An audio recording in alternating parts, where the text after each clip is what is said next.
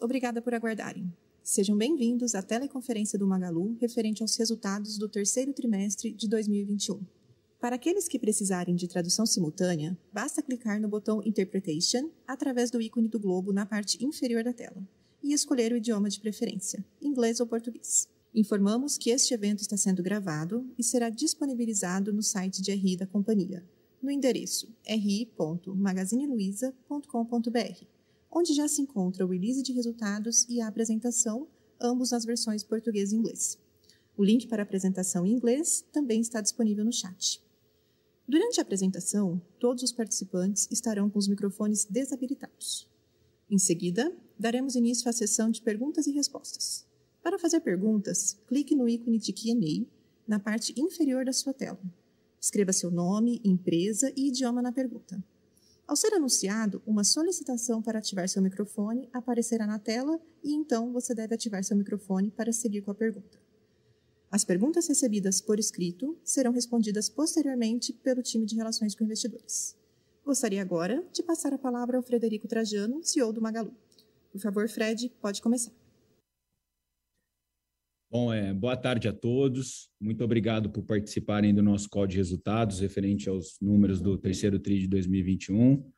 Estou aqui hoje, mais uma vez, em conjunto aqui com toda a diretoria executiva do Magalu, que vai estar disponível para as respostas do Q&A no final da apresentação. E a apresentação vai ser eu e o Roberto Bellissimo que vamos fazer. Bom, a gente encontrou aqui, né, o segundo trimestre de 2021 com dois desafios, né? O primeiro era conseguir crescer em cima de uma base de vendas histórica de 2020. Foi, sem dúvida, o melhor trimestre da história do Magalu, um dos melhores trimestres aí que a gente já apresentou, com crescimento de 81%, foi do ano passado em relação a 2019. Então, por si só, crescer em cima dessa base já era um enorme desafio. E também encontramos um contexto econômico desafiador e até, de certa forma, inesperado, porque a gente esperava, obviamente, a economia mais pujante aí, em função do avanço da vacinação, que a gente encontrou foi um cenário diferente, né? Inflação alta, juros altos e câmbio também desvalorizado. Acho que tem três aspectos aí ruins, especialmente para o nosso negócio mais tradicional.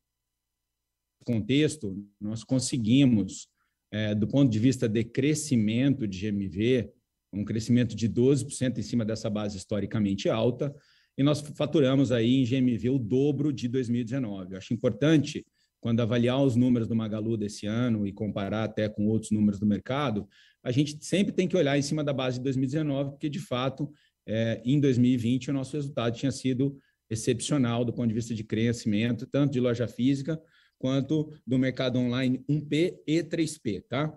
E nesse desse terceiro trimestre, o online participou com 72% de representatividade do total. Eu acho que esse trimestre também ele mostrou dois aspectos muito distintos, tá? O primeiro de loja física, tá? A loja física é o nosso canal mais tradicional, é o canal mais maduro e, consequentemente, mais rentável. A gente teve uma queda em relação ao ano passado, tá? Embora a gente tenha apresentado um crescimento de 9% em relação a 2019, quando a gente abriu muitas lojas, né? Então, quando a gente olha no conceito mesmas lojas, a gente também teve uma queda em relação a 2019. A gente encontrou nesse cenário econômico desafiador e, como eu falei, inesperado, porque com a vacinação a gente esperava a volta do fluxo para as lojas, uma situação um pouco mais desafiadora, e a gente não conseguiu entregar um número de crescimento que a gente esperava para esse momento. E como as lojas são muito importantes na composição da nossa rentabilidade, né? A gente viu isso no segundo trimestre do ano passado, quando a gente teve que fechar várias lojas aí por conta do isolamento social aí da Covid, a gente efetivamente vê um impacto em rentabilidade. Mas vamos detalhar mais para frente na apresentação dos resultados na parte do Beto. Que pese aí as lojas terem ido abaixo da nossa expectativa, o canal online ele foi muito bem, né? Se a gente comparar com o ano de 2019, o canal online cresceu mais de 3 vezes, né? A gente teve aí um crescimento muito significativo, tínhamos faturado 3 bi em 2019 e vendemos 10 bi, uma marca histórica para um trimestre, né? Muito impulsionado pelo 3P, tá? 3P, ele cresceu mais de 60% aí, a gente atingiu 3,5 bi do 3P aí no trimestre, a gente demorou aí, o que a gente demorou 20 anos para atingir no 1P, que é esse 3,5 bi no trimestre, em 5 anos a gente conseguiu faturar com o 3P. Então, realmente é o canal que a gente mais aposta, canal com enorme potencial de crescimento, e a gente vai ver aqui as razões para esse crescimento e como, né, as características desse crescimento são características com os cohorts, com safras muito positivas. A gente vai trazer algumas análises aqui que a gente não tinha aberto antes para o mercado, mostrando aqui o potencial enorme e mostrando que a nossa estratégia também é bem diferente da estratégia dos outros marketplaces que estão aí disponíveis no mercado. Então, online bem, muito em função, especialmente do 3P. Pode passar? Quando a gente olha o 3P, a gente vê um crescimento exponencial da base de sellers, né? A gente atingiu aí, no mês de outubro, 120 mil sellers, tá? A grande maioria desses sellers, eles vieram através da nova plataforma que a gente lançou no meio da pandemia, uma grande inovação do Magalu, e por isso que eu falei que a nossa estratégia é materialmente diferente dos outros players do mercado, porque a gente lançou uma plataforma para digitalizar seller analógico, tá? Então, o parceiro Magalu já responde aí por mais da metade dos sellers novos que estão entrando para a plataforma. A gente, obviamente, cresce em sellers que são sellers nativos digitais também, mas o nosso foco, até por toda a nossa expertise e para a nossa capilaridade de loja física, está em digitalizar o seller analógico. Eu queria parar um tempo aqui para enfatizar essa estratégia e diferenciar, porque ainda, como não é uma estratégia comum lá fora, é importante enfatizar.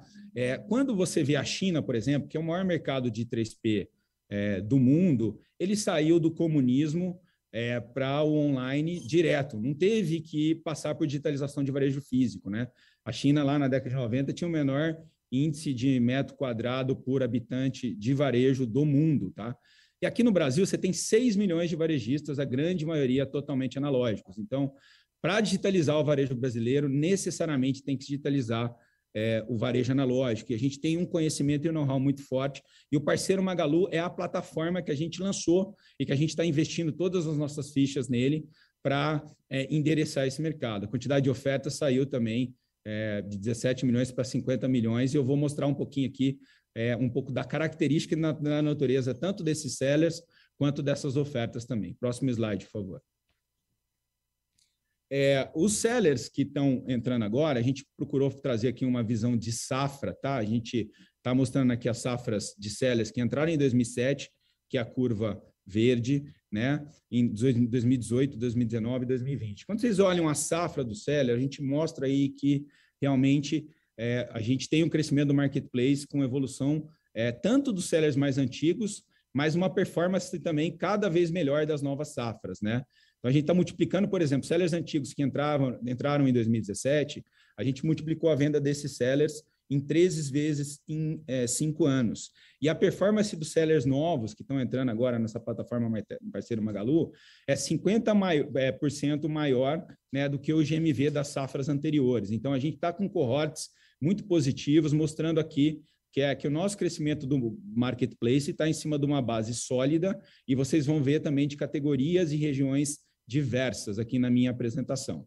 Pode passar, por favor? Quando a gente olha um pouquinho assim, as categorias tradicionais aqui no gráfico da esquerda, você vê que os sellers, quando a gente começou o marketplace, a maior parte dos sellers que entravam na plataforma do Magalu eram sellers das nossas próprias categorias, sellers de ar-condicionado, sellers de imóveis, de eletroeletrônico, tá? À medida que o tempo foi passando e a gente foi investindo, né, trazendo empresas de outras categorias, trazendo com elas também sellers, comprando Netshoes, a Zatini, a Época Cosméticos, o percentual de seller de novas categorias, que a gente está chamando aqui no gráfico de cauda longa, foi aumentando. Então, as safras de 2018, 2019, 2020, especialmente 2021, elas estão vindo com sellers de categorias diferentes. Eu vou explicar quais são essas categorias mais para frente. E tão importante quanto isso, ou até mais, eu considero, por conta da nossa estratégia logística de hiperlocalidade, é que a gente está conseguindo desconcentrar os sellers do eixo Rio de São Paulo, né? A gente vê que grande maioria dos marketplaces atual, 70% da base de sellers é de São Paulo, tá? E vocês estão vendo que os sellers que a gente está trazendo das safras novas são sellers que vêm muito do Nordeste, né, de outros lugares também que não do estado de São Paulo, mostrando aqui que a gente está walking the talk aqui, no sentido de trazer uma base logística a mais. Para nós é super importante que o consumidor compre do seller local, que a mercadoria viaje pouco, que a gente entregue rápido com custo de entrega baixo, porque quanto maior o deslocamento da mercadoria, maior o custo de entrega e mais caros são programas de subsídio de entrega, etc. Então, a gente quer construir um marketplace que seja rentável no longo prazo, que seja sustentável no longo prazo, e é por isso aqui a nossa escolha estratégica em relação a trazer sellers analógicos regionais de novas categorias. Pode passar, por favor? E uma característica interessante a gente tem trazido muitos sellers de moda, tá? Então, é o grande vetor de crescimento, a grande maioria dos sellers que estão entrando são sellers de moda, sellers de casa, jardim e decoração. A gente também entrou muito forte em mercados no Pay, tem crescido bastante no 3P também, inclusive estamos para plugar todos os sellers que quiserem, obviamente, ser plugados no Marketplace da nossa plataforma VIP Commerce, que a gente adquiriu no começo desse ano, e também sellers de beleza e cuidados pessoais. Tem outra categoria muito interessante também, que é uma categoria que a gente está analisando, que é de auto, tá? A linha de auto, né? Auto Parts, que é super importante no mundo de marketplace. Certamente nós vamos fazer uma entrada tão significativa como a gente fez outras. Eu queria destacar dessas categorias, próximo slide, por favor, a categoria de moda. Né? A gente viu aí no mês de outubro uma série de lançamentos importantes que vão desde toda a repaginação do mundo moda dentro do Super App do Magalu.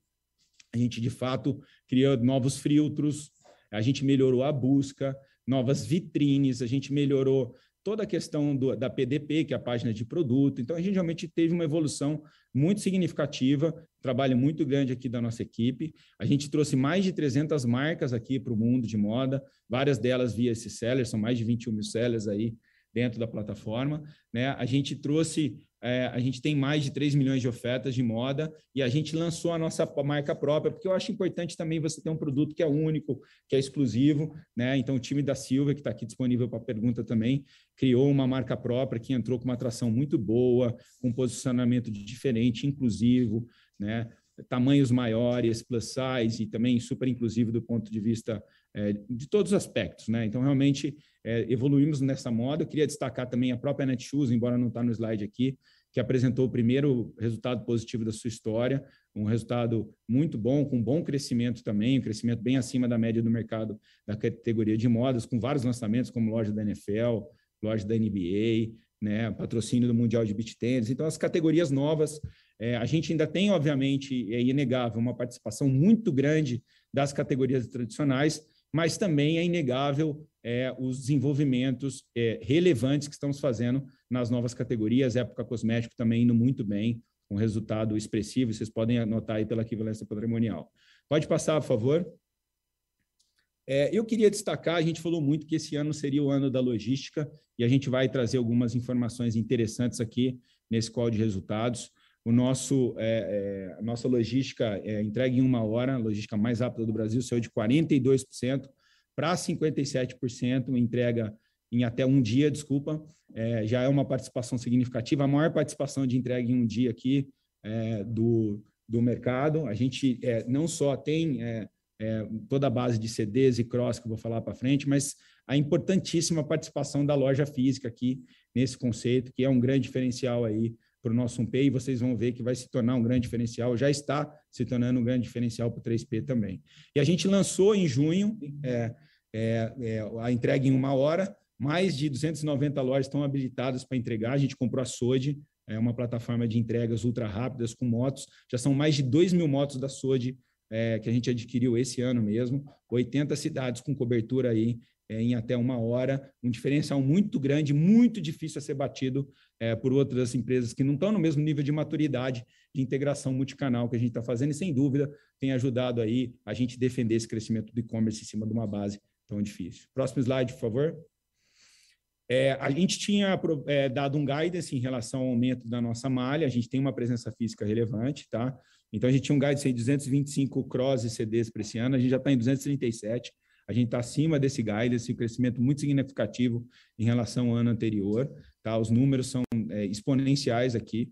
A gente tem 1.400 lojas também, e 30% dessa área é de área de armazenagem. Se a gente considerar as áreas das lojas, mais as áreas dos cross e CDs, nós estamos falando aí de um crescimento de 2 vezes do total de área disponível para fulfillment de 1.200.000 metros quadrados. Então, realmente super significativo. Mais de 3.500 municípios cobertos pela malha própria do Magalu. Aqui é 100 parceiros, é malha própria, né? Que a gente chama de Magalog aqui internamente, mas para não confundir muito, são os próprios veículos exclusivos Magalu, que vão de motos Fiorinos a caminhões maiores para entrega de rodo, que são os tickets maiores também. Próximo slide, por favor. Eu queria destacar que isso tem sido uma pergunta muito relevante aí, e frequente, repetitiva de investidores que nos acompanham, é a evolução da malha para o 3P. Porque a gente fala do 1P e todo mundo pergunta, e a malha do 3P, né? E eu queria destacar que a gente teve também, no ano do Piscou Chegou, uma evolução muito relevante em relação à entrega 3P, e essa evolução, como vocês vão ver, vão evoluir muito para frente, tá? Então, foi um ano de grande virada aqui nesse sentido. A gente, obviamente, teve um ano passado com um crescimento de 1P que ninguém esperava por conta da pandemia, então a gente acabou tendo que colocar muitos dos nossos recursos de logística para 1P, mas esse ano, como o 1P desacelerou um pouco e o 3P está acelerando muito, a gente virou o nosso canhão aqui para o 3P, e a gente está fazendo já, e esse número que a gente está abrindo pela primeira vez, quase 30% das entregas do 3P em até 2 dias, tá? Vindo de uma base só de 13% no ano passado, tá? Então, um crescimento de 15 pontos percentuais.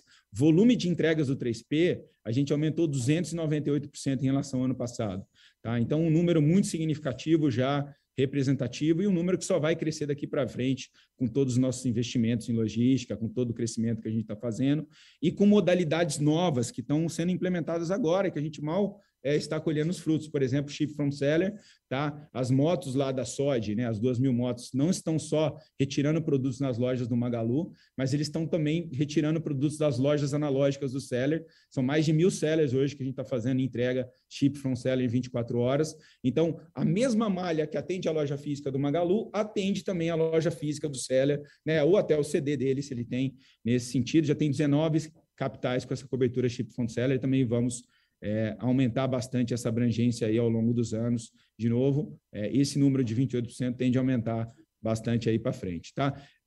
Pode passar? E eu acho que o outro ponto importante, eu queria destacar que a nossa loja física, sim, ela está passando do ponto de vista de canal de vendas por um momento que a gente difícil, né? A gente, obviamente, está crescendo menos do que gostaria lá, mas ela tem se tornado cada vez mais fundamental para a nossa estratégia de marketplace, tá? Ela é um centro de atração de sellers, né? Boa parte dos sellers novos do parceiro Magalu vem através dos esforços comerciais das equipes das lojas físicas também, e principalmente um centro de serviço para os nossos parceiros. Então, hoje, 250 das lojas do Magalu, a gente está chamando de agência Magalu, elas funcionam e estão habilitadas para que o seller faça drop-off. Ou seja, ele vende dentro da plataforma do Magalu, do Marketplace, e ele pode, ao invés de fazer o drop-off no correio, fazer o drop-off na própria loja do Magalu, e o Fabrício depois pode detalhar aí os nossos planos de expansão nesse sentido. O Fabrício Garcia, que está aqui, o VP de operações, o Décio também pode complementar. Tá? E nós temos 3.000 sellers já utilizando, né, a loja como agência. E outro ponto muito relevante, que foi um diferencial enorme, e até hoje para o nosso 1P, né, que é o Retira a Loja, né, que é o cliente que às vezes não tem com quem, né, não tem porteiro em casa, ou ele sai para trabalhar, ele precisa comprar um produto do 3P e não tem para quem deixar, né, na sua casa, etc. e tal. E também porque é economicamente uma solução melhor do que o Last Mile, a gente habilitou o Retira 3P para mais de 1.000 lojas, e hoje, né, e este número é muito relevante, porque o 3P está crescendo bastante, 10% de todas as compras do 3P são retiradas nas lojas físicas do Magalu, mostrando aí que a loja física é um componente importante. O nosso marketplace é um marketplace multicanal, e a nossa proposta de crescimento é também para focar sellers que são multicanais e analógicos via parceiro Magalu. Então, acho que há uma simbiose, há uma conexão muito grande dessas estratégias. Eu acho que é a estratégia acertada. De novo, no Brasil, o varejo analógico é muito relevante, é mais de 80% do varejo total brasileiro, e a plataforma que ajudar esses varejistas a entrarem no online, a conseguirem somar suas vendas físicas às vendas online e fazer isso com o stack tecnológico completo de serviços também, tendo uma base de apoio. A gente acredita que essa nossa aposta, que é a única, vai ser a aposta vencedora aí no 3P. Pode passar.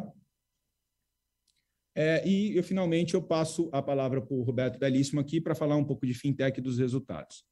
E depois eu volto para as perguntas. Legal. Bom, boa tarde a todos. Obrigado também por participar da nossa conferência. Começando aqui no slide sobre fintech, né? Como vocês sabem, fintech, a partir desse ano, é um dos nossos pilares estratégicos. E nesse terceiro trimestre, a gente concluiu a aquisição da Hub e passamos a divulgar um pouco mais de informações sobre nossa fintech. Aqui a gente consolidou os números todos aqui. A gente está falando e como vocês sabem, né, nossa fintech tem a missão de aumentar a nossa frequência e também de monetizar todo o ecossistema, né? A gente trouxe aqui o TPV, né, total de pagamentos processados pelas nossas empresas, né, da nossa fintech, da casa de 18 a 19 bilhões de reais, depois a gente detalha um pouco mais ele, crescendo 100% em relação ao ano passado, e isso coloca a gente aí entre uma das maiores fintechs, instituições aí financeiras digitais do Brasil. A gente destaca aqui do lado esquerdo a base de sellers.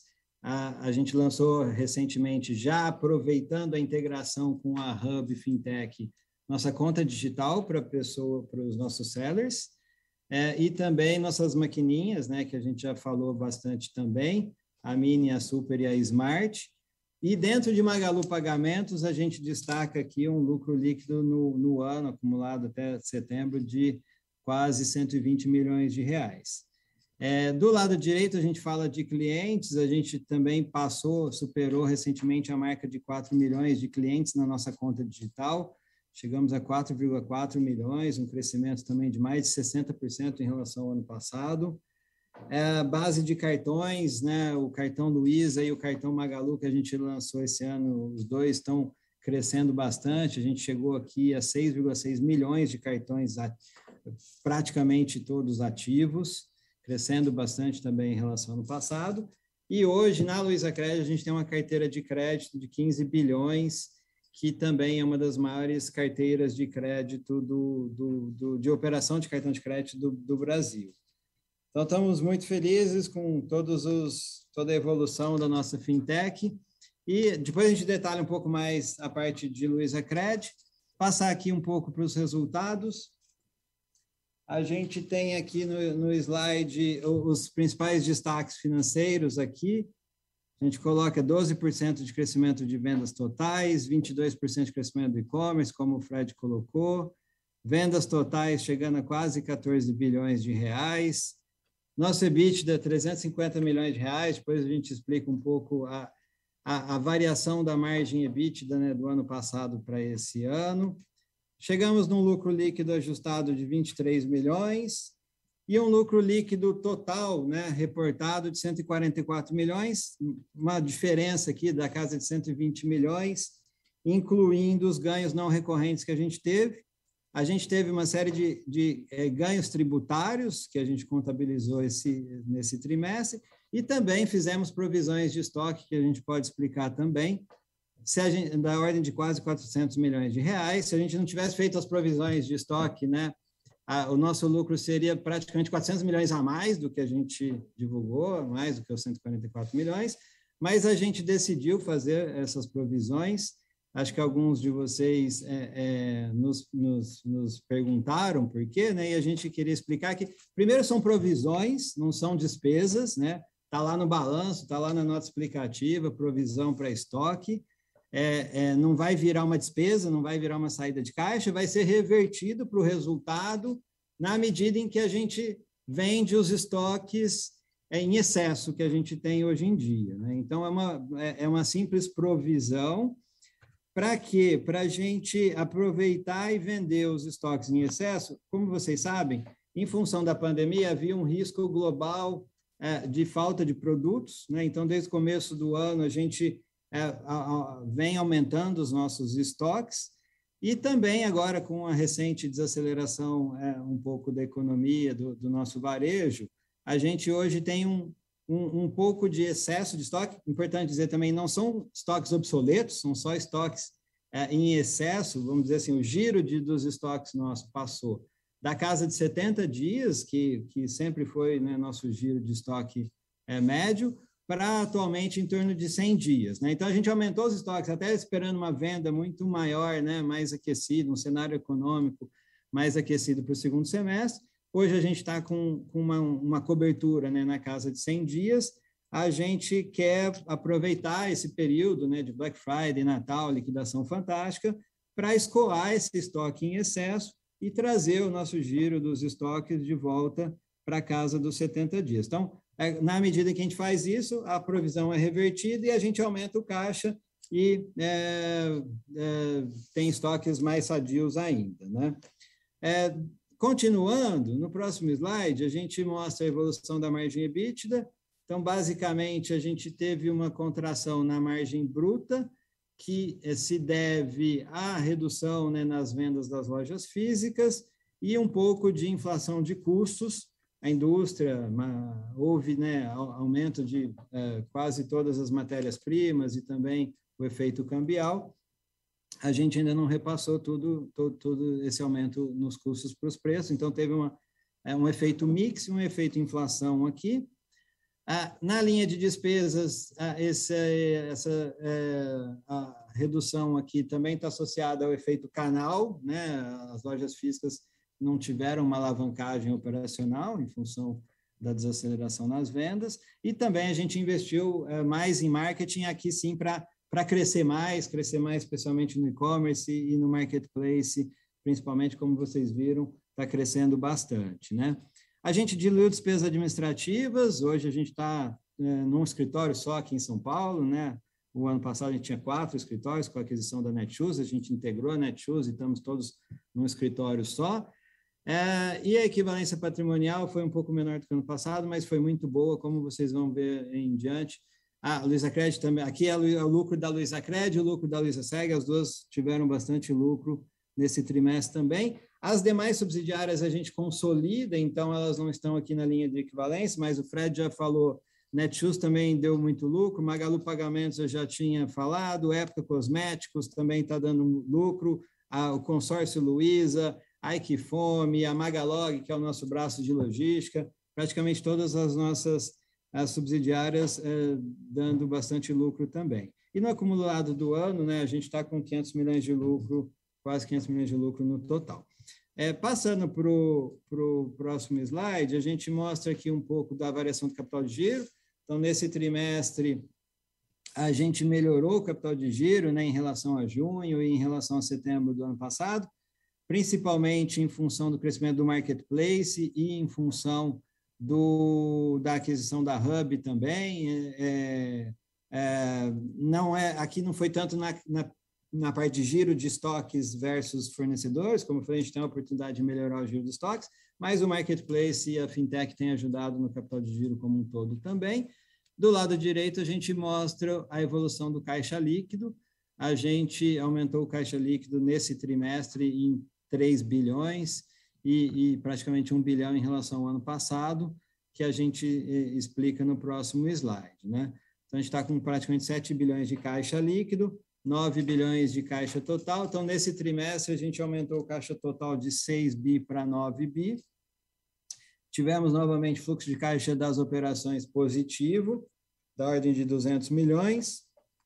Investimos bastante esse trimestre, 500 milhões, incluindo as aquisições, os investimentos em logística, lojas novas, a entrada no Rio de Janeiro e tecnologia. Pagamos 200 milhões de leasing, recompramos ações, 400 milhões, pagamos uma dívida que a Hub tinha e fizemos, né, um follow-on de 3,9 bilhões em julho. Né? Então, com isso tudo, a gente terminou o trimestre com 9 bi entre caixa e recebíveis, né? Posição de caixa ajustado. E ainda em outubro fizemos uma captação adicional de mais 2 bilhões, também por um prazo de 4, 5 anos, então aumentamos mais ainda a posição de caixa total. No próximo slide, a gente mostra a evolução dos últimos 12 meses, acho que mesma tendência, só que com mais investimentos, né? E mais recompra de ações também, mas a posição de caixa total, né? Passando de 7 bi para 9 bi nos últimos 12 meses, mesma tendência. Por fim, nos próximos slides, a gente fala um pouquinho de Luizacred. Antes de Luizacred, a evolução do TPV, que vocês podem ver, passamos de 9 bilhões para 18 bilhões em TPV, 11 bilhões em cartão de crédito, 4,6 bilhões em pagamentos, nossa conta digital e nosso split de pagamentos e antecipação de recebíveis, e mais 3 bilhões na linha de Banking as a Service, que vem com a Hub recentemente adquirida, né? Então, total de 18 bilhões e meio. No próximo slide, a gente mostra a evolução da base de cartões Luiza, né? Nos últimos 12 meses, saímos de 5 milhões para 6,6 milhões, sucesso do cartão Magalu, cartão Magalu e cartão Luiza crescendo 100% a emissão de novos cartões em relação ao ano passado. O TPV, né, crescendo 47% em relação ao ano passado de cartões, 41% no acumulado do ano, quase 30 bilhões já. Depois, a gente mostra a evolução também da carteira da Luizacred, para terminar. A gente continua com uma carteira de muita qualidade, os indicadores em atraso acima de 90 dias, na casa ali de 4,9%, muito abaixo do ano passado, indicador de curto prazo também muito baixo historicamente. Com isso, a Luizacred teve, de novo, um resultado muito bom, 84 milhões de lucro no terceiro trimestre, 167 milhões de lucro líquido no acumulado do ano, né? Então, essas eram as principais mensagens, e agora eu volto para o Fred. Obrigado, gente. Bom, a gente recebeu agora, recentemente, acho que uma premiação que nos deixou muito feliz, né? Que a gente há muitos anos perseguia, a gente tinha ganhado em 2003, e depois estávamos no Top 5, mas não mais. A gente ganhou o prêmio de melhor empresa para se trabalhar do Brasil pela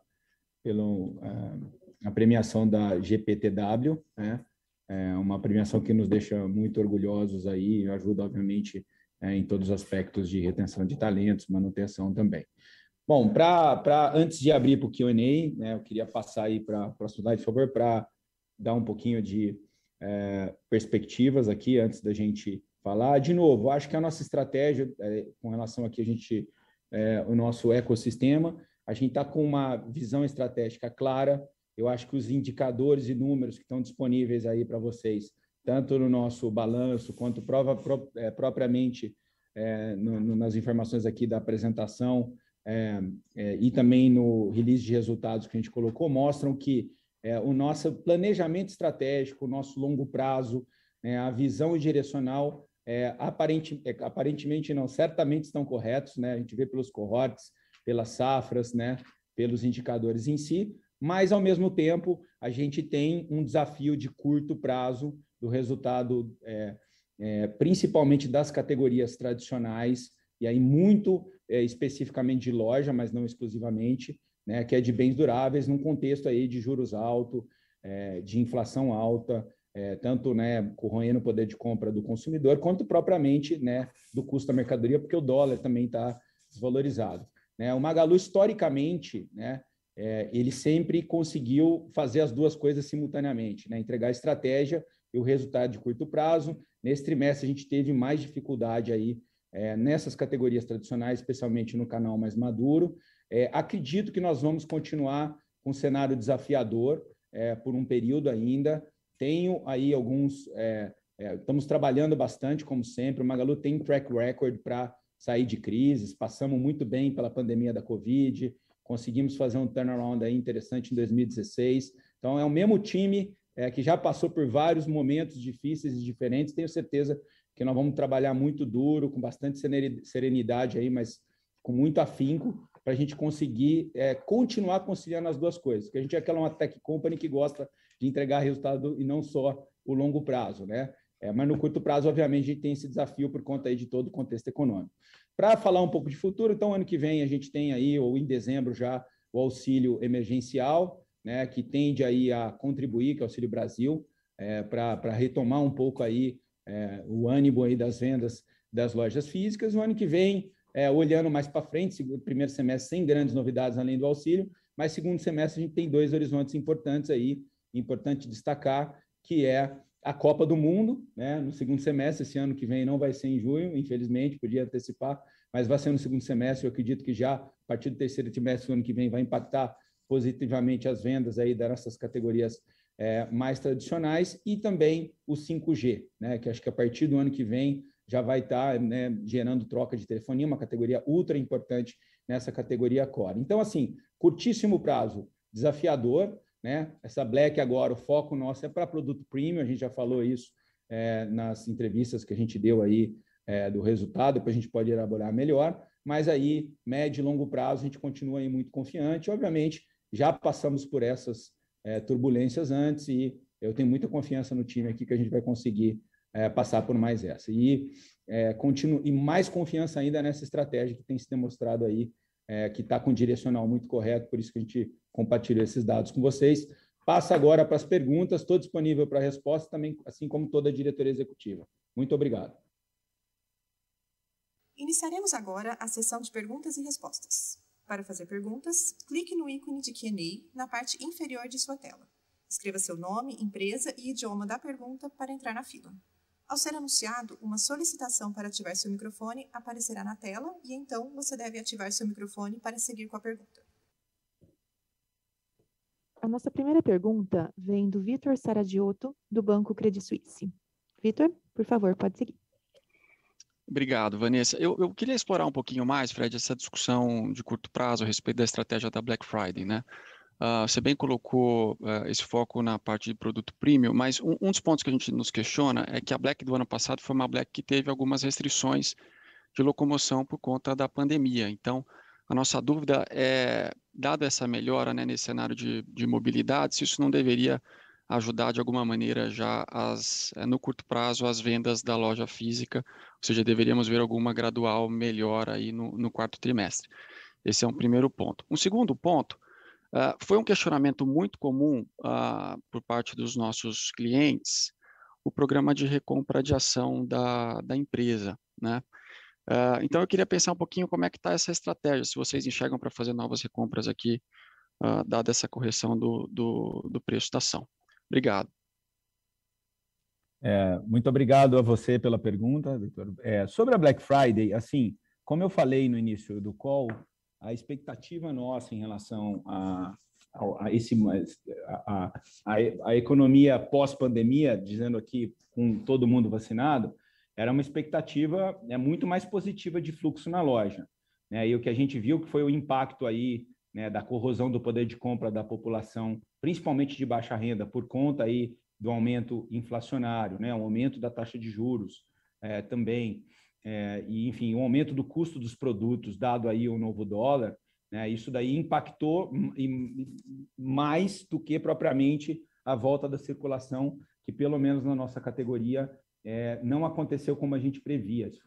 Realmente a gente previa uma realidade e ela aconteceu bastante diferente. Então, eu acho que não vai mudar materialmente, né? A ordem é aglomerar. Então, a gente está gerando, a gente tinha sido uma rede muito preocupada até setembro, para falar a verdade, com relação a gerar fluxo em loja, gerar aglomeração em loja. A gente tomava muito cuidado em todas as nossas ações, inclusive a inauguração do Rio foi quase totalmente institucional. A gente não fez promoções para juntar muita gente em loja, porque a gente foi uma empresa muito responsável com relação à transmissão, ao cuidado de dar o exemplo, né? A partir de outubro, a gente está com ordem de aglomerar, fazendo os esforços aí para ter bastante gente em loja, ações, campanhas específicas para isso. Tá? Tem algumas campanhas já que estão gerando mais movimentação em loja, mas, obviamente, diante de um contexto econômico ainda muito complicado. Então, eu não tenho aí uma bola de cristal. Eu sei que a gente está trabalhando para fazer mudar esse cenário de loja de maneira bem intensa e estamos, né, enfim, positivos de que podemos conseguir, mas eu não tenho certeza ainda e não tenho visibilidade disso. Vai depender muito de novembro. Também em dezembro, eu acredito bastante que nós vamos ter um Natal diferente. Acho que o Natal já está há muito tempo esquecido. né? A gente está procurando retomar um Natal mais forte. A base também não era tão forte do ano passado, o Natal. Então, vamos fazer o nosso melhor aqui para retomar, né, o crescimento de loja, né, e a contribuição de resultado tão importante dele, né, para o nosso curto prazo, e manter as estratégias de longo prazo também. E a Black Friday Premium, assim, é uma estratégia nossa, porque, de fato, a inflação nos produtos de maior ticket médio, né, de cada um dos segmentos, ela foi menor proporcionalmente do que os outros, e, obviamente, é um segmento da população que tem uma capacidade de compra melhor também. Então, uma aposta nossa, né? Não que a gente não tenha outros produtos, a gente tem produto para todo mundo, a gente só apostou um pouco a mais nessas categorias para poder fazer um bom novembro. A Magalu é uma empresa que sempre tem uma boa leitura do mercado e tenta reagir a ele, né? Com todo o contexto difícil, a gente sempre conseguiu, né, pivotar a estratégia e ter soluções específicas para problemáticas específicas. É um pouco o nosso fator. Em relação ao programa de recompra, a gente praticamente concluiu aquele que a gente tinha aberto, o Beto pode falar. O nosso programa de recompra tem como objetivo principal, né, a gente ter, né, as ações em tesouraria para fazer correspondência aí aos programas de LP da companhia. Várias das empresas que a gente compra aqui para o nosso ecossistema são empresas que a gente compra com 1 a 2 terços, né, em ações, então a gente precisa ter essas ações de tesouraria também, né? E a gente acha que é um momento também, enfim, que a gente não pode usar recompra para segurar o preço de papel, né? Acho que não é esse o papel de um programa de recompra, enfim, melhores práticas aqui, pelo menos na nossa concepção, não é por aí. A gente acredita que, com o passar do tempo, a gente conseguindo fazer aí uma retomada aí em loja física, né, uma melhora aí da nossa rentabilidade do curto prazo, né, a gente vai se esforçar e fazer um trabalho muito forte para isso. A ação tende a retomar, enfim, já aconteceu isso no passado, outras baixas, né, e deve acontecer de novo também, tá? Não sei, Roberto, se você quer dar alguma explicação adicional. Não, Fred, acho que já falou tudo. Obrigado, Vitor. A gente abriu um programa de recompra, já concluiu, né, a compra de 40 milhões de ações, e qualquer eventual outro programa tem que ser discutido, e é matéria de fato relevante. A gente não tem nada para comunicar, né? A gente está sempre avaliando em relação aos objetivos que todos os nossos programas de recompra sempre tiveram, que é otimizar a estrutura de capital, fazer aquisições e remuneração e atração de talentos, né? Então, acho que dentro desse espírito, que é o que a gente pode falar. Obrigado, Vitor. Obrigado, Beto e Fred. A nossa próxima pergunta vem do Luiz Guanais, do Banco BTG Pactual. Luiz, pode seguir. Boa tarde, Fred. Boa tarde, Beto. Acho que 2 perguntas aqui do meu lado. O primeiro ponto, Fred, acho que você mostrou bem ali no início, né, sobre a evolução da logística para o 3P. Se você pudesse comentar um pouco com a gente como é que isso tem influenciado na conversão ali do seller dentro da plataforma, né? Então, o seller usando mais a agência, tanto, né, na parte do ship from store quanto do drop-off ali, como é que isso tem influenciado em conversão? E aí uma segunda pergunta mais relacionada ao mercado, se você pudesse comentar um pouco com a gente o quão agressivo você ainda acha que o mercado ele continua ao longo dos próximos meses, ao longo dos próximos trimestres, né? A parte da discussão de Black Friday, né? Quão agressivo ou até em alguns pontos irracional esse mercado ele pode chegar ao longo dos próximos meses, Fred. Obrigado. Bom, Luiz, obrigado. Com relação ao 3P, né? A gente acha que já abriu bastante informação aí em relação à entrega. Eu trouxe aqui algumas análises de safra também, né? E, obviamente, né, conseguir continuar crescendo os sellers que entraram em 2017 e ter essa base agora de 2020, 2021 positiva, já entrando com positivados, assim, com um fluxo muito bom, indica aí, obviamente, que a gente está evoluindo bastante aqui, principalmente do ponto de vista de prazo de entrega, de logística, sempre foi um diferencial. Todas as questões de loja ainda são muito incipientes e tendem a melhorar o ano que vem. A questão de melhora de prazo de entrega é principalmente aí em função do crescimento dos cross, das malhas próprias, etc., que a gente fez esse crescimento importante aí em número de CDs e cross, né? Boa parte dos cross estão trabalhando quase que exclusivamente aí para o 3P, tá? Então, em termos de coleta, etc. Então, estamos positivos, conversão está aumentando, né? Mas, enfim, ainda tem muito espaço aí para crescimento. E em relação à agressividade de mercado, né, acho que é uma questão também de contexto, né? A gente teve aí um câmbio muito apertado, né? Enfim, desvalorização alta, isso tem impacto em inflação de custo, né? Tem repasse de preço de produto, né? E a gente quer continuar a crescer e o mercado quer continuar a crescer também. Então, nesse contexto, há aí uma agressividade de preço, especificamente aí de novo, nos canais mais tradicionais, etc. Acredito que essa questão ela vai durar ainda um tempo. Essa Black deve ser competitiva, dezembro também, né? Não tem visibilidade do terceiro trimestre, como vai ser aí, por todas as questões que eu falei. Aqui no Brasil não adianta muito prever o futuro, porque ele é muito volátil, né? Mas realmente, assim, ainda no curto prazo, né, o mercado tende a estar, do ponto de vista das precificações, aí, mais do que o mercado, a capacidade do consumidor de absorver repasse de preço. A gente às vezes fala muito de concorrência, mas é uma questão de mercado, né? De baixa de poder de compra do consumidor, né? E de não absorção aí dos repasses. Então, acho que é muito uma questão de mercado também, né? Obviamente tem um pouco de concorrência, mas eu acho que mais até de mercado mesmo, das condições que eu já descrevi aqui na minha resposta. Não, tá ótimo, Fred. Obrigado. A nossa próxima pergunta vem do Joseph Giordano, do banco JP Morgan. Joseph, pode seguir. Olá, boa tarde a todos. Boa tarde, Fred, Beto. Obrigado, Vanessa. Obrigado por pegarem minha pergunta. Na verdade, são algumas aqui, continuando a explorar essa questão de marketplace. Eu queria explorar 2 pontos aqui, né? Vocês mencionam bastante a estratégia de parceiro Magalu, onde o próprio hunting de seller, ele entra na métrica do gerente da loja, né? E não só o hunting, como também como servir esse seller. Então, eu queria entender de vocês, quando você olha para esse seller novo, né? Se você consegue enxergar que ele como exclusivo da Magazine Luiza, dentro do contexto né, dos maiores marketplaces. E o segundo é como isso aqui te ajuda a alavancar a plataforma da fintech, né? Assim, porque eu entendo que vocês dão uma solução de software e às vezes até uma solução de POS para esse vendedor. E o segundo ponto do marketplace, né? Vocês falam bastante de logística. Eu queria explorar um pouco a questão de mix também, né? Como é que vocês têm visto a evolução desse mix e quão diferente ele está hoje, né, dentro do marketplace quando a gente compara com o mix mais amplo da Magazine Luiza. Obrigado. Bom, obrigado, Joseph, pela pergunta, né?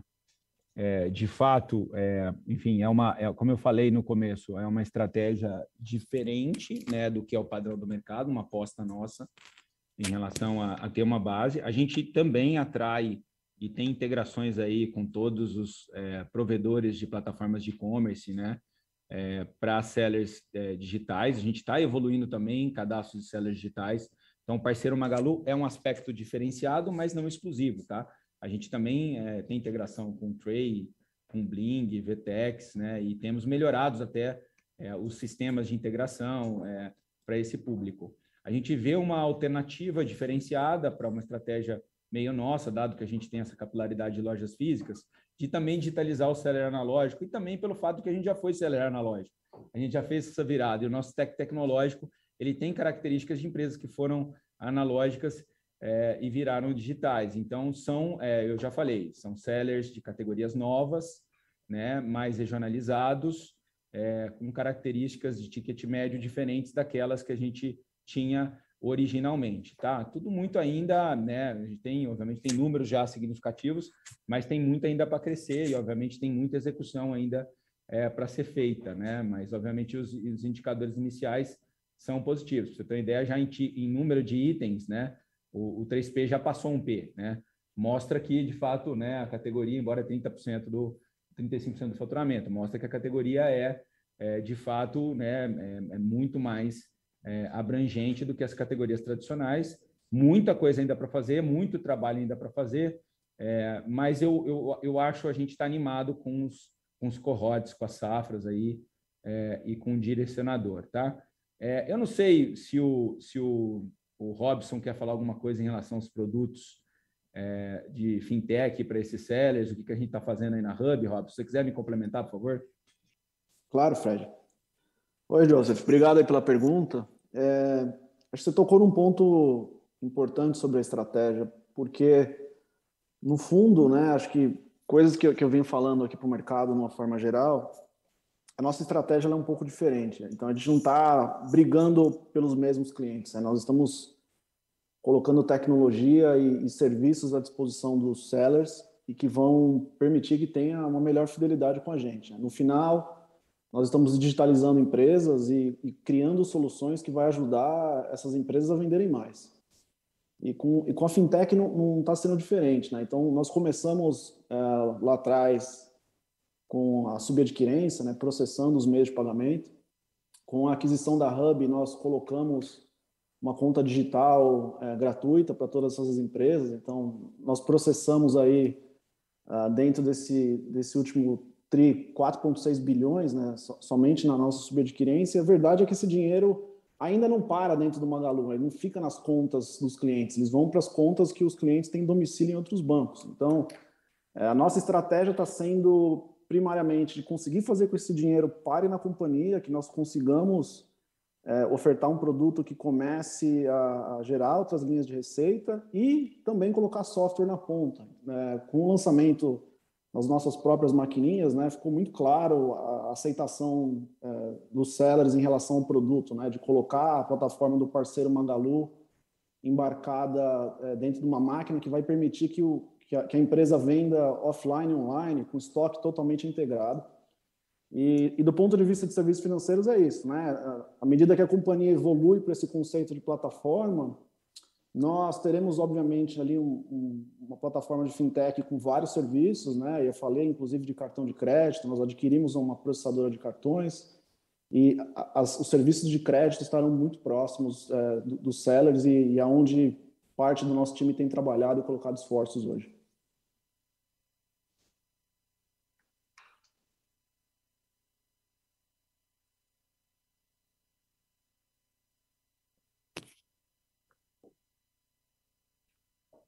A nossa próxima pergunta vem do Thiago Macruz, do Banco Itaú BBA. Thiago, pode seguir. Obrigado, Vanessa. Pessoal, na verdade, Fred, você comentou muito bem aí dos momentos que a gente está vivendo na loja física, um pouquinho mais afiador, dado esse headwind macro, né? Esse negócio foi importante para vocês nos últimos anos, porque serviu como motor de rentabilidade, permitiu que você até aprofundasse o investimento no mundo digital. A minha pergunta vai na seguinte linha: essa situação momentânea da loja física que a gente está experimentando, ela muda de alguma forma a sua estratégia na jornada digital? Ela acelera, traz mais urgência para algum projeto que vocês estejam tocando e de repente posterga algum outro? Minha pergunta vai nessa linha. Obrigado, pessoal. Muito obrigado pela pergunta. Não, eu acho que aí a questão não tem uma pivotada estratégica, tá? O que está acontecendo é muito contexto de um momento econômico, né? E de certa maneira, tem uma ciclicalidade no negócio e nós estamos passando pela fase mais do downwind aí da ciclicalidade, né?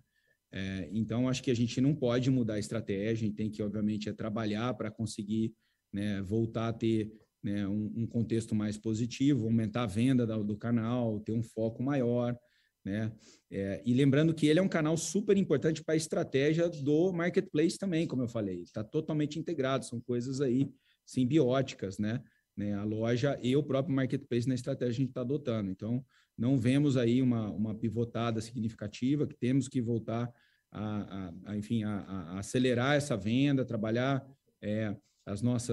nossa rentabilidade dentro do canal. Esse é o foco que a gente tem que fazer. O ponto aqui principal é macroeconômico, não é estratégico, tá?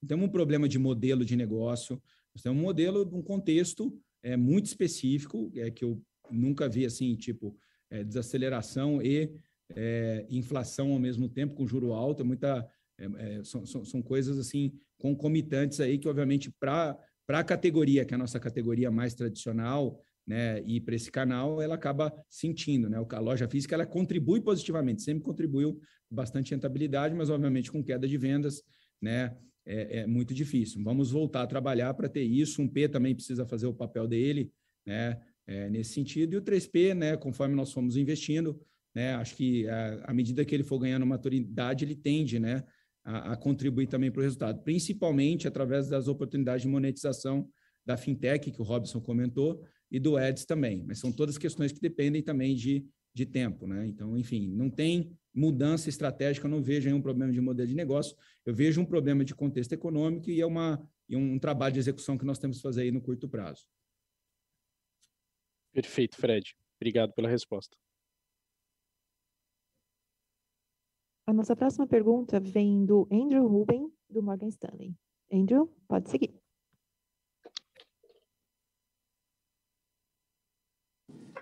Hi, thank you. Regarding inventory and supply chain, can you talk a bit more about your inventory position for 1P into the holiday season? Also, what you're hearing from 3P sellers regarding their supply? And you touched on it in the presentation, but any greater comment on the inventory provision would be helpful as well. Thank you.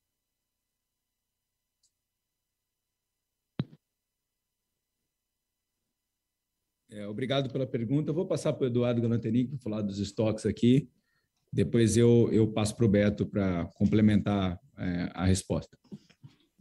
Oi, Andrew. Obrigado pela sua pergunta. Em relação à construção de estoques agora para essa etapa final do ano, que está dando reverberação, não é segredo para ninguém que está tendo um desbalanceamento mundial aí na cadeia de supply, algumas categorias sofrendo mais do que outras, né? De certa forma, pressões inflacionárias. E o que a gente conseguiu fazer ao longo principalmente agora desse terceiro quarto, né, que é onde a gente se prepara bastante para a temporada de final de ano, foi sentar com todas as indústrias, fazer negociações e garantir o estoque que a gente precisa para fazer a venda que a gente espera, tá?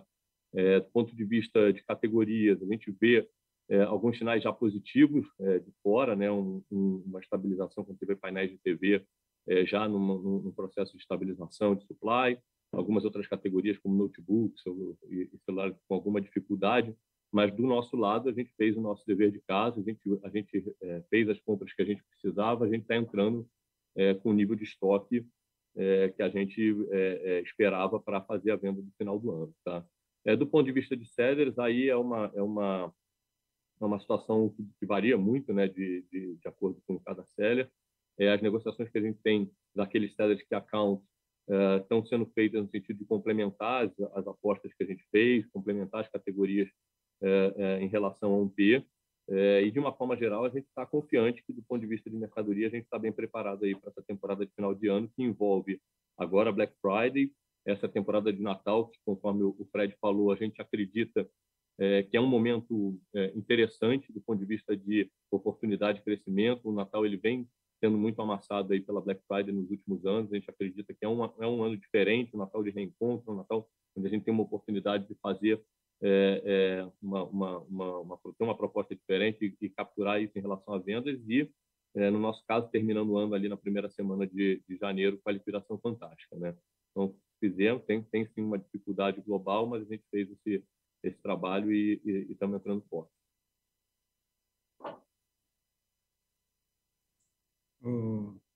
Andrew, boa tarde. Só para complementar em relação à provisão de estoques, acho que o mais importante, eu falei, é uma provisão para a gente escoar o excesso de estoques, né? A gente não está falando de uma despesa, a gente não está falando de estoques obsoletos, a gente está só falando estamos hoje com um nível de estoque acima do necessário, então estoques bons, e o melhor momento para vender esse estoque acima do necessário, que a gente que é esse estoque excedente, é aproveitando agora essa época de final de ano que tem demanda, tem fluxo, tem clientes nas lojas, tem um período também de promoções e liquidações, como geralmente a gente faz a nossa liquidação fantástica.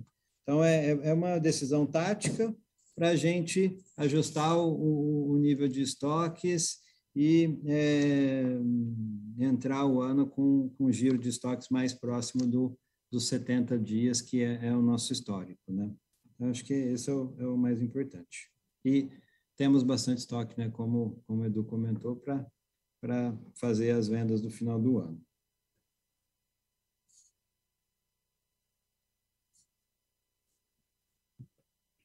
Obrigada pela pergunta, Andrew. A nossa próxima... Thank you both. Thank you. Obrigado, Andrew. A nossa próxima pergunta vem do Eric Wang, do Banco Santander. Boa tarde, pessoal. Obrigado, Vanessa. Boa tarde aí, Fred e Beto. Acho que do nosso lado, uma pergunta aqui voltando um pouquinho mais para a questão do marketplace, né? Até olhando um pouco para as iniciativas que vocês têm aí mais recentes, pensando do lado de moda em específico, né? Vocês fizeram aí todo um relançamento da categoria. Então, entender um pouco mais aí como que vocês estão com essa visão para esse segmento e também outros aí, né? Que a gente vê uma penetração menor do e-commerce, como casa, jardim, decoração, que vocês comentaram, pensando que são eventualmente aí segmentos onde vocês têm nomes peer players até online mais fortes, né? Como até montar todo esse posicionamento do Magalu para ganhar uma relevância dentro desses segmentos, né? Acho que entender um pouquinho até de como tem sido a aceitação aí. Vocês comentaram um pouquinho, né? Mas acho que tentar pegar um pouco mais de cor aí nesses segmentos e em modo específico. Obrigado. Olha, obrigado pela pergunta. Depois eu vou começar e depois eu não sei se a Silvia está disponível aqui para a resposta, então ela vai complementar. Bom, enfim, a gente tem uma base, né? Eu acho que o ponto principal do Magalu obviamente, a gente não é category killer, né? A ideia é ter horizontalidade de categorias, one-stop shop de compras, né? A gente tem um app que é um dos apps mais baixados aí da internet brasileira, com mal de 30 milhões de usuários mensais, e a ideia obviamente, aproveitar esse fluxo, né? Gerando conversão em mais categorias do que só as categorias tradicionais, tá? Essa estratégia é uma estratégia que a gente vem adotando aí há 2 anos, as aquisições, os lançamentos orgânicos, eles estão todos na linha de ampliar a disponibilidade de itens aí para a gente fazer uma conversão maior, muito parecida com todas as plataformas aí, né, lá fora, né? Então a Amazon começou com livro, tem todas as categorias, né? Acho que é bem comum aí você sair de uma categoria core e horizontalizar o seu mix para entrar em novas categorias. Como eu falei, assim, o crescimento de base de sellers, de oferta, o posicionamento, a navegação, todos estão evoluindo e os números também, tá? Obviamente, base menores, o crescimento é menor, e eu tenho uma base gigantesca, né, das categorias mais tradicionais, mas a história é que você tem que manter a consistência, a disciplina estratégica no longo prazo, a execução, e como eu falei, os indicadores aqui são positivos, né? A gente tem alguns números que são abertos aí, que vocês podem estar acompanhando, e alguns outros a gente abriu agora também na apresentação. Eu não sei, Silvia, você quer complementar alguma coisa de modo especificamente? Sim, claro, Fred. Não, muito obrigada pela sua pergunta. Eu acho que, Fred, complementando, né, a gente sempre fala aqui dentro que a grande estratégia aqui do Magalu é a gente conseguir, né, digitalizar o varejo, digitalizar o Brasil, né? E os varejistas de moda, eles têm uma pulverização muito grande. Então, dos 6 milhões de sellers varejistas aí do Brasil, 1,5 milhão é de moda, né? E menos de 80 mil hoje é digitalizado. Então, a gente entende que a estratégia de moda ela está intrinsecamente ligada a essa estratégia de digitalização, né, do varejo brasileiro. Então, o que a gente deseja no final é ser essa grande plataforma que vai apoiar a digitalização desses varejistas, né, dessas indústrias dentro de moda, né? E a nossa estratégia, como o Fred ressaltou, né, a gente um player que aproveita sim, né, a audiência e todo o nosso tráfego dentro do Super App, né, horizontalizando para outras categorias, a gente justamente alavancar esse nosso ecossistema para conseguir apoiar, né, que esses sellers, essas fábricas alcancem esses consumidores que já estão dentro, né, da nossa plataforma. Então, a gente tem dentro do nosso mix de moda desde grandes marcas, né? Então a gente tem hoje mais de 300 marcas, praticamente todas as grandes marcas estão hoje junto com a gente dentro do próprio Magalu, e aí para eles faz muito sentido estar onde seus clientes estão, né? Os nossos consumidores estão ali, então por que não, né, estar também principalmente agora que a gente tem uma experiência mais customizada, uma experiência né, caminhando ali em direção a ser uma experiência de especialista de moda dentro do nosso super app. Então, a gente tem essas grandes marcas e a gente tem todos esses sellers, né, a gente chama de middle tail, long tail, né, os sellers espalhados aí de moda pelo Brasil, que para eles faz uma grande diferença ter acesso a esse ecossistema, né, a nosso serviço todo de logística, a nossa parte toda de conteúdo, né, também possibilidade de usar a nossa plataforma de conteúdo. E um outro canal, né, a gente falou de grandes marcas e os pequenos sellers, são as fábricas, né? O Brasil é, sim, um grande produtor de moda, temos muitas fábricas aqui, né, que são potenciais sellers dentro do marketplace, mas que não têm conhecimento de como operar dentro de um marketplace. Então, também a nossa estratégia né, se diferenciar dessa forma frente aos outros players, né, sejam especialistas ou sejam outro marketplace, ao promover aí esse serviço especializado para as fábricas, né, conseguirem se digitalizar dentro de um marketplace, via a nossa empresa, né, a Hub Sales. Tá ótimo, pessoal. Obrigado pelas respostas.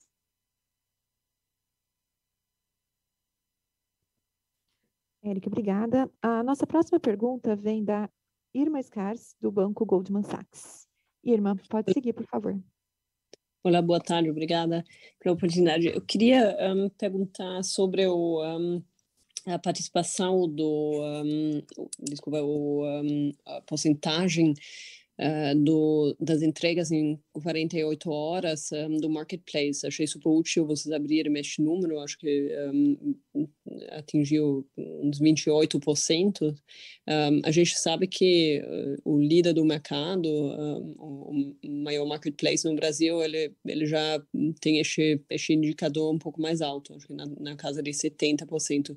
Até quando que vocês acham que vocês vão poder fechar este gap, ou talvez até superar os concorrentes nessa métrica? Já vai dar para atingir isso talvez até na primeira metade de 2022 ou vai demorar um pouco mais? E quais que são, Fred se comentou um pouco que os hubs de cross-docking, os CDs, são alavancas importantes em atingir essas metas ou essas penetrações maiores de shipping rápido. Mas queria entender mais uma questão de logística, de infraestrutura física, ou também tem alguns entraves de tecnologia, de onboarding que estão em questão aqui. Obrigada. Olha, Irma, obrigado pela pergunta, né? Acho que, bom, enfim, o nosso marketplace tem aí 5 anos, né? Então a gente tem sendo que realmente obrigado pela pergunta. O nosso marketplace tem, Irma, é novo, né? É o canal mais novo, né? E boa parte da nossa capacidade logística, acho que quando você compara o Magalu com um marketplace puro, o certo, do ponto de vista de prazo de entrega, é incluir um 1P também. Não incluir um 1P, eu não acho justo, porque o meu 1P é como se fosse o fulfillment buy de um marketplace, tá? Quando o consumidor entra no super app do Magalu para comprar, ele quer saber o produto e o prazo. Se é 1P ou 3P, isso não interessa para ele, né? Se ele tem o produto e 1P para entregar, então nós temos muito produto de mercado que é 1P, que está para ele entregar em um dia. Então eu mostrei lá, nós temos 58% das entregas em um dia, e mais do que a taxa que você comentou, para entrega em 2 dias, assim, para 1P também. Então isso faz parte da experiência do consumidor, que é quem está comprando o produto, não é investidor, né? Você tem que olhar com a cabeça do consumidor, e eu acho que é mais justo você olhar assim, porque você entra no super app do Magalu e vê qual que é o prazo que está lá disponível, que é o prazo que eu entrego efetivamente para você, e a gente realmente evoluiu tanto. Já estamos, né, temos o melhor índice do 1P e estamos evoluindo bastante no 3P, como eu mostrei para vocês aí. Acho que a gente precisa de um tempo ainda para chegar em números aí de 70%, 80% do guidance, mas obviamente tem um trabalho muito grande. A gente viu que a gente saiu de uma malha aí a GFL mesmo, né, que é boa parte, é a empresa que mais faz esse serviço aí de coleta de células, etc. e tal, saiu de 150 cidades para 3.500, né, de pouco mais de 1 milhão para pouco mais de 100 mil entregas para 6 milhões de entregas mês. Então, é muito significativa a evolução num ano, a gente vai continuar tentando evoluir bastante, estamos investindo para isso, né, as nossas captações recentes foram para continuar investindo aí no crescimento, então eu vejo que ainda tem o tempo, mas a comparação justa é considerar os dois juntos, tá? Porque o consumidor, de novo, quando ele olha 1P e 3P, tá? Então, nós vamos evoluir nesse sentido. Tecnologia ainda tem muita coisa para fazer, a parte de expansão ainda tem muita coisa para fazer, mas também já caminhamos bastante e estamos mostrando indicadores evoluindo de maneira significativa. Obrigada, perfeito. Acho que a minha pergunta foi mais do ponto de vista que pode ser um hurdle, uma barreira de crescer ainda de uma forma ainda mais rápida no marketplace. Mas obrigado, foi respondido. Obrigado. A nossa próxima pergunta vem do Richard Cathcart, do Banco Bradesco. Richard, pode seguir. Obrigado, Vanessa. Boa tarde a todos. Só uma pergunta aqui sobre o desenvolvimento da cauda longa de 3P. Fred, você mostrou um gráfico interessante na sua apresentação. Só queria entender um pouco mais sobre a frequência de compra dos clientes que já estão comprando no 3P, especificamente nas categorias de cauda longa. E isso quando você compara com os clientes que, por enquanto, são 1P only. E a segunda parte da pergunta, o que vocês estão fazendo para incentivar esses clientes do 1P ou até da loja para começar a comprar mais da cauda longa no 3P? Obrigado. Bom, Richard, assim, obviamente, assim, a base ainda está crescendo, né? Então, a gente tem tido aumento de frequência, a gente não abre esse número, mas tem tido aumento de frequência todos os anos, e a principal razão disso é a cauda longa, né? A introdução tanto de 1P, mercado, é super relevante nesse sentido, quanto 3P, todas as categorias que a gente começou. Ajuda o consumidor a comprar mais, aumenta a frequência, a gente tem várias ferramentas de estimular isso, né? O cashback é importante, né? Com a conta do Magalu Pay absolutamente integrada aí dentro da conta, mas não exclusivamente. Temos promoções aí para o cliente ouro, né? Dentro do mundo do super aplicativo, né? Então, tem várias ações aí de cupom, de atividade, isso é um KPI nosso, né? Aumento de itens comprados por clientes do ano, ainda muito para fazer, Richard, mas, enfim, num direcional bom também, no cohort bom. Tá bom, obrigado, Fred. A nossa próxima pergunta vem da Daniela Iger, da XP Investimentos. Dani, pode seguir. Obrigada, Van. Obrigada, Fred. Obrigada a todos aí pela pergunta. Eu tenho duas. Uma é ainda um follow-up na questão da Black Friday, só para ter certeza, né, que eu entendi. Agora, não lembro se foi você, Fred, ou se foi o Roberto, enfim, que comentou de focar mais num mix mais premium, né, para Black Friday. Aí, uma coisa que eu queria entender é do estoque de vocês, quanto que está mais concentrado nesse tipo de item. E também um outro ponto, esse provisionamento do estoque que vocês fizeram, a gente pode ler, de certa forma, como uma disposição um pouco maior de vocês de ser mais promocional, porque assim, um ponto que a gente vê é que, de fato, o consumidor ele quer consumir, ele tem essa intenção, né, diversas pesquisas antecipando aí, tentando antecipar, que nem se disse, né, Fred, difícil de antecipar, mas enfim, sempre todo mundo tenta, o consumidor ele quer consumir, mas ele está também aguardando descontos que sejam bastante atrativos, né, então eu acho que vai estar muito aliado a esse preço interessante para que essa venda seja convertida. Então, só queria entender se esse provisionamento pode, de certa forma, ser interpretado com uma maior disposição aí a dar mais descontos. E uma segunda que você comentou do marketplace dando um respaldo, né, sendo mais resiliente, de fato a gente concorda, né, até pelo ticket menor, pela maior recorrência e até pela própria categoria que vocês estão entrando de moda, que é uma categoria que foi muito deixada de lado, tem muito espaço, mas assim, qual que seriam as principais aí avenidas que vocês veem dentro do marketplace que faria, talvez tentaria compensar essa fraqueza no 1P e no físico? Seria meio que todas ou tem algumas grandes categorias que vocês veem como maior potencial aqui? Obrigada. Tá bom. Bom, Daniela, assim, são duas coisas diferentes em relação à questão da Black, tá? A primeira questão do Premium, a gente proporcionalmente apostou mais em produtos de ticket maior, tá? Não é uma coisa assim tão significativa do ponto de vista de alterar significativamente a base de estoques, é uma aposta maior, principalmente para, né, o mundo online, tá? Mas também para as lojas, principalmente para o mundo online, porque a gente acredita que vai ter um pouco mais de saída, então a gente apostou mais, comprou mais itens, etc. Está apostando no ticket médio um pouco maior, por todas as razões que eu já descrevi. A questão do provisionamento, acho que o Beto já explicou super bem. A gente terminou o trimestre com 100 dias de estoque, né? E a gente acha isso alto. A gente acha que a gente tem que trabalhar com 70 dias de estoque, tá? A gente esperava, obviamente, né, a questão de ruptura aí na cadeia.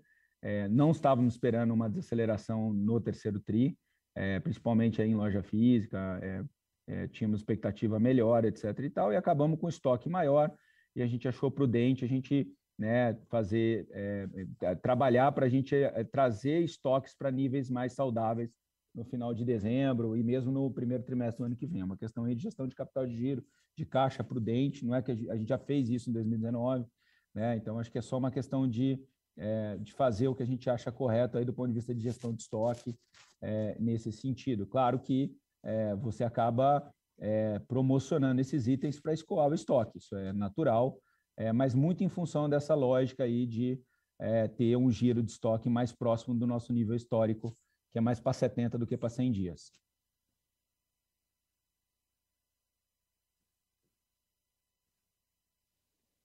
E só do lado do marketplace, se tem alguma categoria principal que vocês veem como principal vai aposta ali, ou é meio mais generalizada mesmo?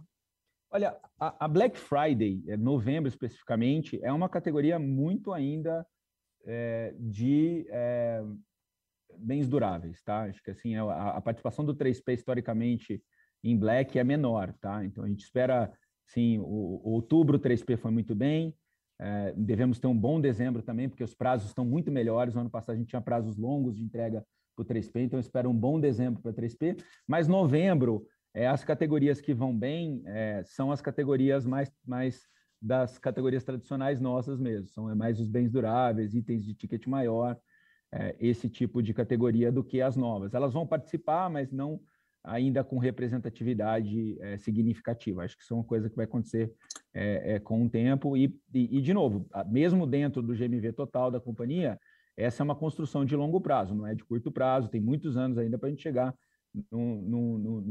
muitos trimestres ainda para a gente chegar numa proporção significativa aí das novas categorias no GMV. Lembrando que elas são categorias de ticket menor. Eu falo muito que a Amazon nos Estados Unidos, a participação de eletroeletrônico é uns 40%, 50%, né? Mais para 50% do que para 40%, é alto. No mundo inteiro, a categoria de eletroeletrônico participa muito no GMV das grandes plataformas. Não é que a gente vai sair de uma participação muito alta para 20% de eletroeletrônico, nem é o que a gente quer. A gente, obviamente, tem que trabalhar para essa categoria voltar para os seus bons tempos. A gente trabalhou muitos anos com ela num patamar muito saudável de lucratividade. A gente acha que assim que a gente conseguir acertar, né, as questões aí operacionais, e principalmente o mercado der uma melhorada também, a gente vai voltar a ter, né, a categoria tradicional indo bem e rodando bem, e as novas também contribuindo, e as avenidas aí de rentabilização, as oportunidades de monetização, que é a fintech também, que a gente tem muita coisa que a gente fez e implementou esse ano. Robson já falou sobre elas, o Beto também, e o Ads também, que tende a crescer, vão ajudar aí a melhorar a rentabilidade no longo prazo. Muito trabalho, muito esforço, né? Muita coisa para fazer, mas enfim, a gente costuma entregar. Não, na verdade, até a minha pergunta do Marketplace era mais para um horizonte mais longo, mas eu não deixei claro, mas você acabou já respondendo ela. Muito obrigada. Obrigado você pela pergunta. A nossa próxima pergunta vem do Vinícius Strano, do Banco UBS. Vinícius, pode seguir. Boa tarde a todos, obrigado por pegar minha pergunta. Queria fazer uma pergunta aqui no lado do custo de aquisição. Fred, você pode comentar como tem evoluído isso ao longo dos últimos meses? E como que você espera que isso se comporte daqui para frente? Vocês enxergam algum tipo de arrefecimento? E se você puder conectar isso com a conexão se você puder conectar isso com a evolução do seu tráfego orgânico também aqui vindo do Super App. E uma segunda pergunta, só um follow-up aqui na parte de moda. Agora com o desenvolvimento da marca própria, como que a gente pode pensar aqui na evolução da Zattini daqui para frente? Muda alguma coisa? Obrigado. Obrigado você pela pergunta. Vou deixar o Edu responder a primeira e depois eu falo um pouquinho aqui da segunda. Se a Silvia quiser complementar, fica à vontade, Silvia. Ô, Vinícius, tudo bem? Obrigado pela sua pergunta. Bom, em relação à questão do custo de aquisição, ele tem sim sofrido um pouco de pressão ao longo desse ano, tá? Eu acho que fruto de dois fatores. Um fator é a própria arrefecimento de demanda, faz com que tenha uma briga maior pelo clique, isso gera um pouco de inflação. O segundo ponto é a entrada dos players asiáticos, né, que de uma forma geral, do ponto de vista de GMV, não atrapalham muito a gente, porque não estão brigando ainda no mesmo território, mas do ponto de vista de mídia, existe sim uma inflação, principalmente quando a gente fala de custo de download, o que no final termina se refletindo numa pressão de custo de aquisição como um todo. É natural que quando você tem um mercado mais comprador, né, um mercado melhor, você tem uma diluição disso, muitas vezes, um mercado mais difícil, com todo mundo querendo crescer, uma briga um pouquinho maior. Em relação à questão de tráfego orgânico, acho que é importante dizer que esse crescimento que a gente vem fazendo, quando a gente olha do ponto de vista da estrutura dele, a gente vem tendo crescimento de tráfego, vem tendo crescimento de conversão, e até pelo aumento da participação de marketplace de novas categorias, uma queda de ticket, né, que é natural em função da nossa estratégia. Esse crescimento de tráfego ele vem bem distribuído, as nossas iniciativas todas de tráfego orgânico, SEO, toda a parte de CRM, né, através de push, vem mantendo um bom ritmo de crescimento, de certa forma equilibrado, com variações aí pontuais de um lado para o outro, mas tem muita mudança estrutural, tá? Acho que de certa forma é isso. Em relação à moda, Zattini, eu vou comentar aqui, acho que bem direto aqui, o foco é o mundo moda no Magalu, tá? A gente tem, obviamente, canais super estabelecidos, assim, praticamente são líderes nas suas categorias, Netshoes, Época. A Zattini, ela tem um tráfego, a gente vai continuar aproveitando ele, mas a gente acredita que o foco maior, né, da categoria de moda é dentro do próprio Magalu. Obviamente, não vamos deixar de aproveitar o tráfego que já tem lá, né? Lembrando que a categoria de moda vende bem em Netshoes também, tá? A gente tem também uma boa participação de moda dentro do canal Netshoes, que está crescendo, né? É um dos maiores, né, audiências, um dos apps mais baixados do Brasil, né? Então, a moda vende bem dentro de Netshoes e dentro de Magalu. Então, acho que a estratégia é a gente continuar crescendo nesses dois canais. Se você quiser complementar, mas acho que eu já respondi, né? Sim, acho que você respondeu sim. Eu, Vinícius, só tinha perguntado sobre a marca própria, o Fred, nesse contexto, como que a marca própria se linka à Zattini, mas Pode falar. Acho que a Zattini, a estratégia de marca própria, Vinícius, ela não tem relação com a estratégia de canal, que foi esse ponto que o Fred trouxe, né, da gente valorizar realmente e trazer mais energia, né, focar nossa energia para realmente desenvolver o canal do Magalu. A marca própria faz parte dessa estratégia ampla de desenvolver moda dentro do Magalu, e o papel da marca própria, né, eu acho que eu queria ressaltar 3 pontos principais. Realmente a gente ter um produto exclusivo, trazer tendências com velocidade, e realmente se posicionar como um player de moda, né? A gente acredita que isso é importante, e muito com um posicionamento atrelado ao que é a marca Magalu, né? A marca mãe de diversidade, inclusão e tudo mais.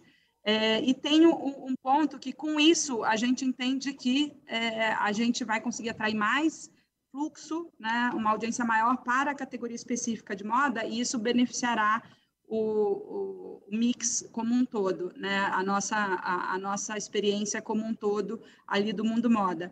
Então, tem esses dois pontos principais em relação à estratégia da marca própria. Tá? Ela faz parte de uma estratégia mais ampla, não é, o nosso objetivo não é necessariamente crescer exclusivamente dentro de marca própria, ela faz parte dessa estratégia mais ampla. Tá ótimo, muito obrigado, pessoal.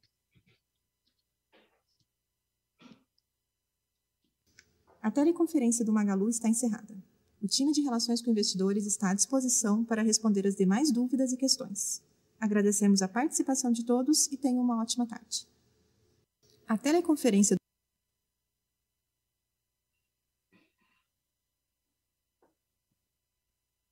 Pessoal, muito obrigado por participar do nosso call de resultados. Boa sexta-feira, bom feriado.